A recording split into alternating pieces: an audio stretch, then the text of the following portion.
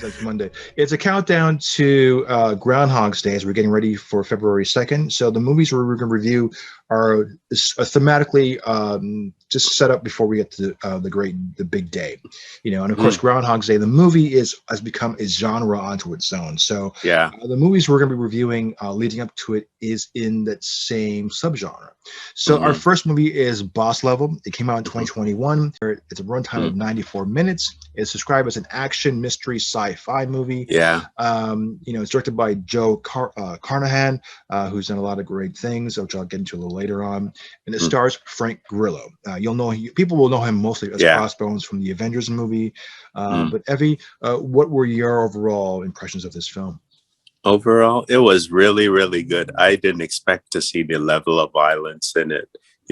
Getting shot. Him getting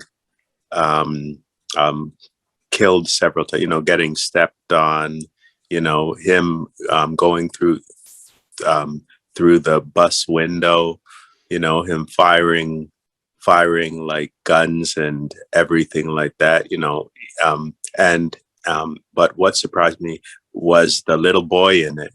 I didn't even think that they'd have a little boy in that movie. It was really, really good though, and the ending, like it was good too. I won't spoil it for anybody, but I'm thinking, wow, what he did, like was good. And at the end, how it was kind of a sad ending, like at the end, with them still both in the movie. I really liked it, actually. I really liked it. It wasn't as bad as I thought it would be. Okay. What's your... Well, okay, I'll be honest with you. The ending, I hated. I hate it. I hated that ending. The whole movie this movie would have been like a 10 out of 10, but the ending, because like a movie like A History of Violence, where the ending stops and it doesn't give you like a completed answer. It involves the audience to fill in the blanks or make up your ending as you go along, whatever your interpretation is. This movie, its ending was it's an incomplete thought, and I thought that unnerved me. So I wanted to, because there was nothing in it to explain. No one, even none of the characters will know how it will unfold. Yeah, and, exactly. And as us as the audience, we don't know what is going to happen either. And it was like, it kind of, I didn't like it. That didn't sit well with me.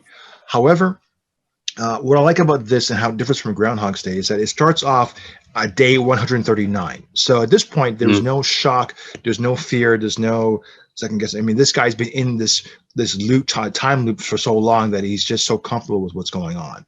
And then at this point, he knows, like he expects to die, like he's used to it now, and he knows the limits of everything. And what's kind of cool is at this point too, he's a narrator. So his character's name is Ray Pulver. He's a retired special ops guy. He's got a wife and kid, and he's our narrator. And as we're now in the middle or thick of it, he's actually rationalizing what's going on in real time with us. So we're experiencing and seeing things in with his logical workflow in this movie. So when he's meeting any kind of, he has a rogue gallery of hunters or bad guys who are hunting him down. So he gives everyone a nickname, and he knows how he's going to die from their MO, how they kill each other. The guy who, as you mentioned before, there's one guy who harpoons him from the back in his chest and drags him along the street, and it's a little heavy. And you got these female assassins, and then so you got some really cool, colorful characters. You got a small person. I don't know what is the proper term for something small. The little person. The little person. I guess little person's okay, because I don't want to say the M. Yeah, the M word. I would say so. Word. Okay. So you have an assassin like that. So it's interesting how they go along about this. The cast is interesting because you have like Naomi Watts, you have Matt TV's Will Sasso, and then for your villain you have Mel Gibson. Yeah, I who know. is a polarizing character even to this day. So that if you want a Mhm. character who you want to hate, Mel Gibson as a villain, um, it's okay in a Yeah. sense. But though I don't know if it's too early to have him, in this, because I know right now we're having the issue with Kevin Spacey going back to acting now, and I don't Yeah. know. I don't know if how comfortable I am with that. But overall, yeah, I liked it. Like I mentioned at the top, it's directed by Joe Carnahan. He Hmm. did The Gray with Liam Neeson, which is like him fighting the wolves. He Hmm. wrote and directed Smoking Aces, which is a movie which is how you can kind of look at this movie as being Smoking Aces in a sense. Okay. And he directed and wrote Narc. He's Bad Boys for Life. He wrote that Okay. and movie, and he did a couple of films that I mean, he's worked with Grillo. He's produced a couple of films with Frank Grillo. So that's how he met. So like Frank Grillo is one of the executive producers for this movie. So like he's has his heart and soul in the backing of this movie, and he's in tremendous shape. The guy was Yeah, doing he's just ripped like. I know it. So it's phenomenal. I'm not sure how old he is, but like I mean, for whatever age he's at, he's just in tremendous shape. No, for sure. Yeah. So overall, I mean, I liked it. What I liked about this is that in the process of being at day 130, day 139, going up to day 200, he's learning as he's going along. He's going through levels of he's reached the depth of despair. He's reached enlightenment.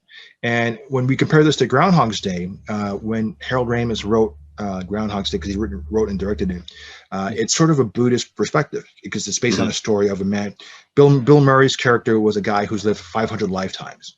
Yeah. And in Buddhist faith, once you live that length, you've ascended to a certain level of enlightenment, because his Okay. ego's checked the door. He's a better person because he's lived like he's killed himself so many times that he's just, and since he can't die, like it's just, you have to ascend from where you are.